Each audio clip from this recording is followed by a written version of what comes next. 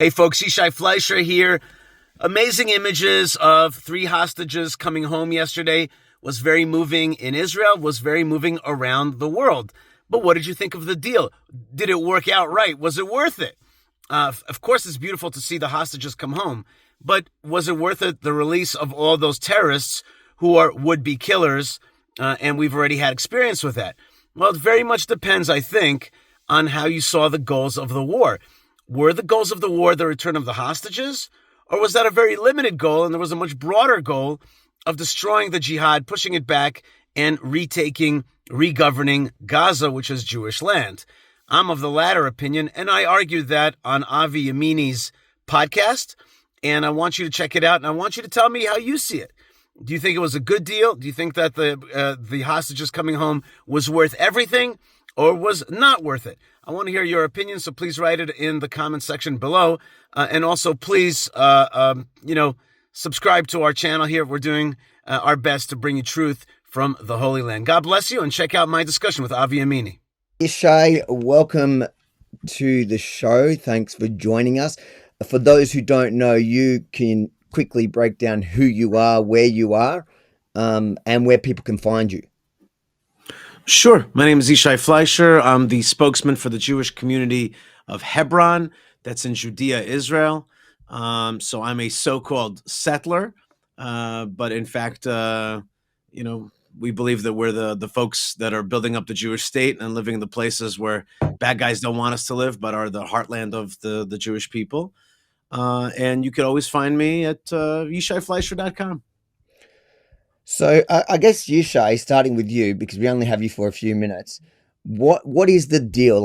We've got here on Jerusalem Post a breakdown. I'm not sure if this is the final deal because it's not actually official. What are we looking at? And from your perspective, is it a good deal? Okay, so we're looking at a deal where Israel gives about 1,000 prisoners or more, hardened prisoners, murderers, to Hamas, and receives about 33 or 34 hostages, but also agrees to pull out of the 2 main roads that bisect the Gaza Strip. Gaza Strip is about 400 square kilometers.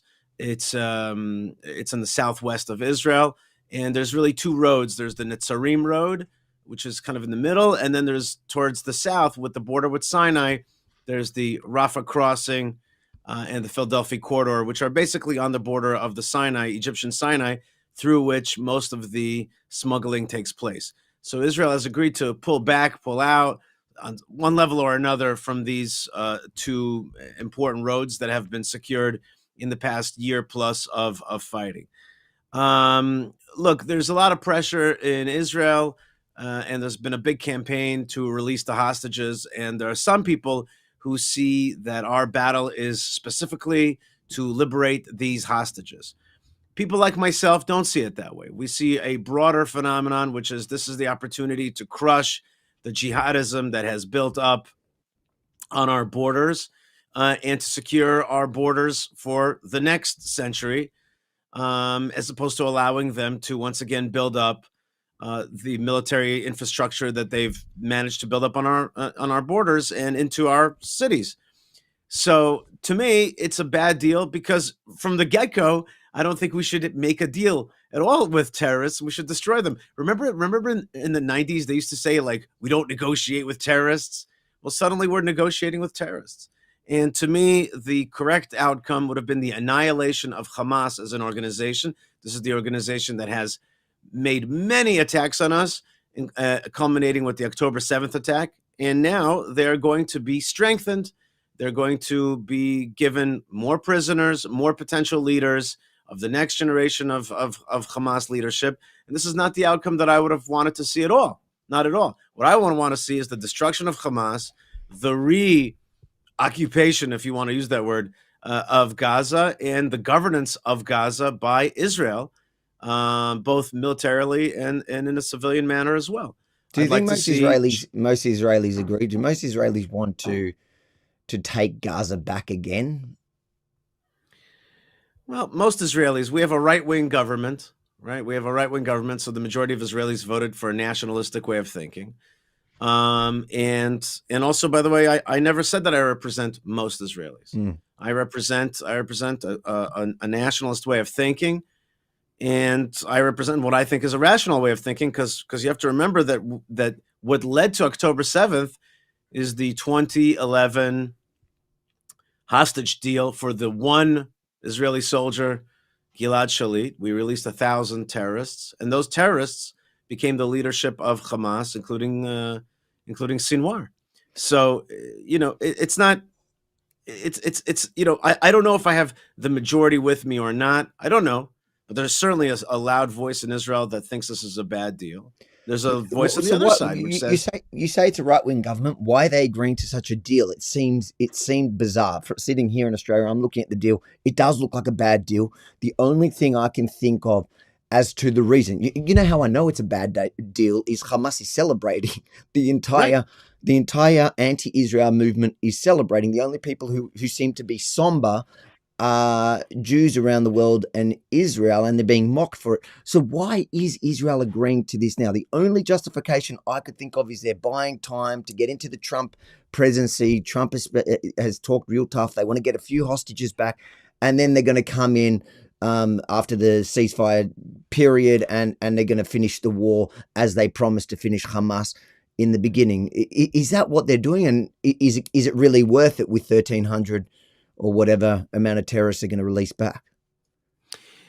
Avi, it's not always easy to explain sociological phenomena, in a program like this. To understand Israeli decision making is it's not always the math that is logical that is followed. Israel, in many ways, has a consensus style government. We have a coalition style government, and that means that there's a lot of different parties that sit within a so-called right-wing government. Israel is a family country, which therefore the hostages, it hurts more than it might hurt in a country that's less familial. Israel is a country that has not issued, our leadership has not issued a grand vision of how they see the borders of Israel. We have borders that are not set yet. So to me, I already knew that this kind of thing was coming because Netanyahu never issued a vision for how he saw the future of Gaza in the first place. It just was like we're fighting against the bad guys, but he never said we're going to retake it. He never said we're going to But he repopulate did it. He make it never clear said, that he did make it clear that victory was no Hamas and all the right, hostages home. Well, right. according to this deal, if this really is the final ceasefire, there is Hamas at the end of the day. Yes, they've lost a lot of their capabilities. Iran's weakened. The leadership's gone, but Hamas is still there. That's right. And the Hamas is still there, and by the way, not all the hostages are home either. Uh, uh, uh, in addition, Right. so it can't be. It's not. It's certainly not a victory for Israel. So why are they agreeing to it? That's what I'm not understanding here. Maybe there's the Trump factor and the Biden factor, and maybe there's the potential Saudi normalization deal. There's all these other things. But again, I say to you, when you don't issue a clear and total vision, then you're not clear what you're fighting about. And you get these other pressures of the hostage stuff, and you're like, okay, I'll get something. Maybe he's tired. Maybe he thinks the army is tired. And for whatever reason, this is actually the modus in which Netanyahu has operated in the past. Netanyahu is, on the one hand, a great leader, and he's going to go down as one of Israel's, most important historic leaders. On the one hand, on the other hand, Israel sometimes bumbles from the middle, allows other forces to boss it around. Maybe Trump wants quiet right now so he could claim that he's shut down wars. Personally, I wish Trump did not say there'll be hell to pay if the hostages aren't released. I wish he would have said, I'm just going to back Israel, and Israel's going to do what's best for its security. I wish that he didn't say that he's going to get involved in some way, because then he now suddenly has some kind of political promises that he has to fulfill. I wish he wouldn't have said that at all. I don't want him to get involved in our business. I want him to say, listen, I support Israel in its fight. And by the way, that's what Rubio said. That's what Pete Hegseth said. That's the best way to look at it. But the minute he said, it's I'm putting my name on the release of these hostages, it already went south from there. I hope, Avi, I hope, and the rest of this nice crew that you have, I hope that we indeed are seeing this as just a kind of middle stage. Here's the best case scenario, that indeed this is just a prisoner slash hostage exchange, and the war goes on as it did earlier on in the war. We also had another prisoner. We also had another exchange. Short ceasefire. So I hope that indeed it's not a long-term stoppage of the war. But even if it is, we have to understand the war goes on. Hamas is still in Gaza. Hamas is in Judea and Samaria, where I live. And by the way, if anybody wants to know if this is a good deal or not, I can tell you that the mosques around here and the Arab communities around here are celebrating this, meaning to say they see this as a victory for jihadism and a weakening of Israel. So if you think that it's an indication, if your enemies are celebrating, if that's an indication that you won or lost, I personally think it is. I think that one of the ways that you know that you won is when your enemies are crying and not celebrating. Sure, Okay. sure. But if it does turn out to just be the hostage, the short ceasefire hostage for prisoners deal, is it worth it? From my perspective, it's not worth it at all. And from my Why? perspective, the way to win this war is to stop feeding our enemies. We Sure, have but been feeding our enemies from if the day war one. continues after the fact, and Israel manages to successfully mission accomplish wipe Hamas out of control of Gaza, but they managed through this step to secure, I think they're saying it's 23 or 24 live hostages, which they may not have gotten at the end. Could it not possibly be worth it? If you think that this war is about the hostages, then it might be worth it. I never thought from day one that it was about the hostages. I thought So, it was the hostages were just an element of the war against Israel. Hamas has said from the get-go that this was their strategy in order to weaken Israel. I never thought from day one that this was about the hostages, and I argued that we should fight this war as though there are no hostages, as though they are dead. And if anybody comes out alive, then that's a miracle and that's a gift. But this is not about the hostages. This is about the destruction of Hamas and that force that is preparing war against us.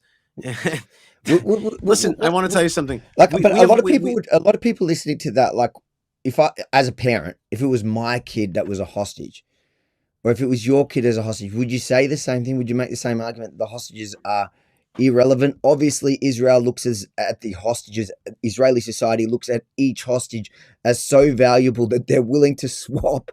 What is the ratio? 1 to 50, I think it is, or 1 to 30, 1 to 30 1 to 50. and 1 to 50. 1 to 30 for civilians. 1 to 50 And for Israel's always been like that. That whenever they've done something like this, or at least I think last Gilad Shalit was even bigger.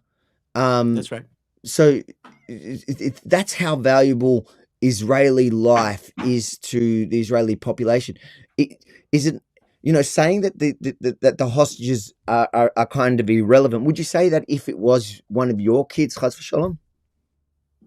I probably wouldn't. But that's not how decisions are to be taken. The enemy understands what you just said and is using that to their advantage. They want to make total war against Israel, and they made a tactical decision that one of the ways to weaken Israel and to get what they want is through taking of hostages.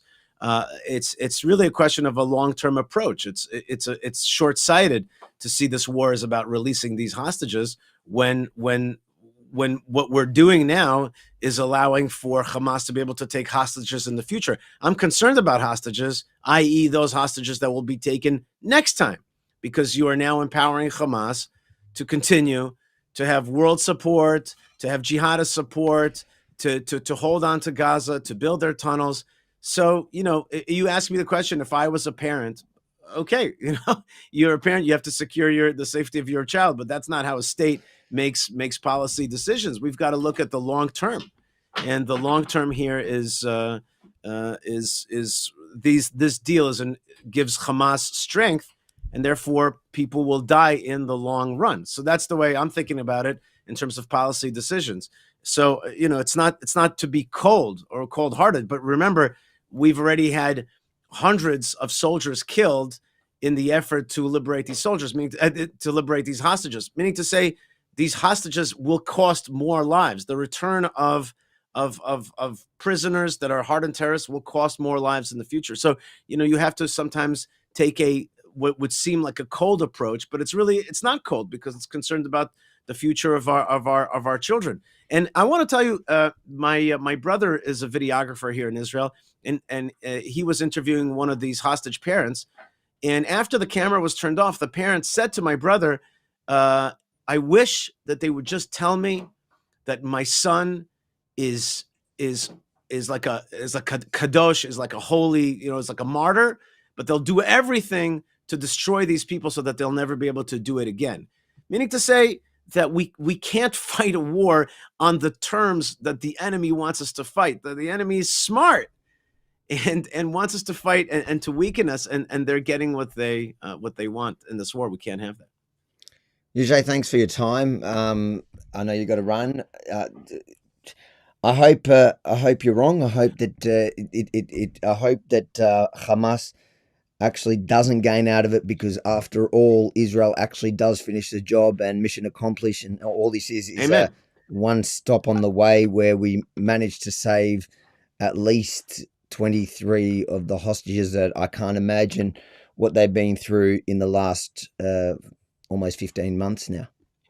Avi, I want you to know that I hope I'd be happy if you were right. Experience shows us that returning terrorists in the end, backfires. But I want you to also remember, Avi, for me, Hamas is not something far away. I live here. I have to after this interview, I got to get driving to Hebron where I work. It's a Hamas-controlled city. Like, Mm. I have to live with these people. I Yeah. have to live. I have to. This is a real thing. You You know know, what's interesting? Whenever I get into debates on the streets here about Hamas, and then they always bring up the fact that in the West Bank, why is Israel attacking places in the West Bank? There's no Hamas in the West Bank. And I often think about your area, and people don't realize that even though it's the West Bank is officially ruled by the Palestinian Authority, there is actually Hamas on the ground in the West Bank as well. And your Hebron isn't it controlled by Hamas kind of local gangs or something similar to that? Hamas is the main spiritual mindset of Hebron, and I want you to remember that the Palestinian Authority and Hamas are two sides of the same coin. It's just a different presentation, but it's really the same damn thing. They both are committed to the annihilation of the Jewish state. And remember, the PA, the Palestinian Authority, is paying the Hamas terrorists of October 7th. So they're really in cahoots. It's one and the same thing, and splitting those hairs is to our detriment because it confuses us. The bottom line, they're the same thing. And so all I mean to say is, when you ask me as if I was a parent to one of these hostages, I am a hostage. I am a parent to this because my children today, literally this morning, took buses all around here, uh, around this area, and I have no doubt that the terrorists today are emboldened. So today was literally a day where my wife and I were concerned whether we should send our kids out to school. So to us, the strengthening of Hamas is a very real thing. It's not about some hostages in Gaza. It's about my kids this morning. So that's a reality that we face, and therefore we believe that it's time to terminate these people, terminate this ideology, push back against it. And I'll just want to finish with this: October the 7th is a horrific massacre, but it's also an opportunity.